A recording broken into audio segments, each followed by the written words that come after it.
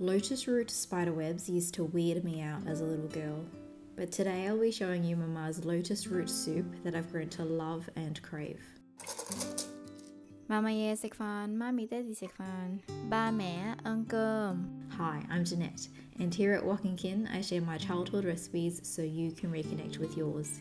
Today's recipe is about how growing up with a dish creates the best food memories.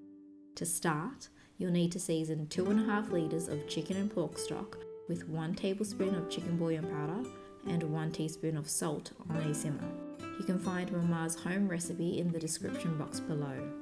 Meanwhile, peel 500 grams of lotus root and slice them into 5mm thick slices. We get our lotus root from the local Asian grocers, but you can find them pre-cut and frozen from Asian supermarkets. A full list of these ingredients can be found at walkingkin.com, where we share step-by-step instructions so you can cook this recipe at your own pace.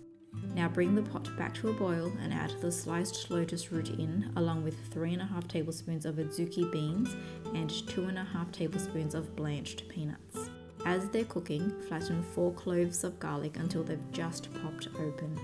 Do the same with 20 grams of peeled ginger and add both aromatics into the broth. Every time I see this coming together, it reminds me so much of Mama's home cooking. Turn the heat to a low-medium to gently simmer everything for 1 hour with the lid partially on. And there you have it, Mama's lotus root soup, a childhood favourite that I still love today. To get the recipe just right, here are our tips for the best results. Number 1, add pork bone to your broth. Not only will there be extra flavour, but you'll also have pork to enjoy. Number 2, use fresh ingredients. Frozen is convenient, but you'll get a crunchier texture with fresh lotus root. Number 3, resist over-seasoning. Let the seasoning simmer for at least 20 minutes before adding more if needed. I don't eat lotus root and get weirded out by the fine webs anymore. Now I enjoy it as part of the experience Mama gave to me as a child, which I now carry into adulthood. If family soups are what you love, like and subscribe to our channel.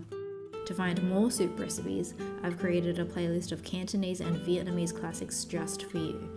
See you in the next video!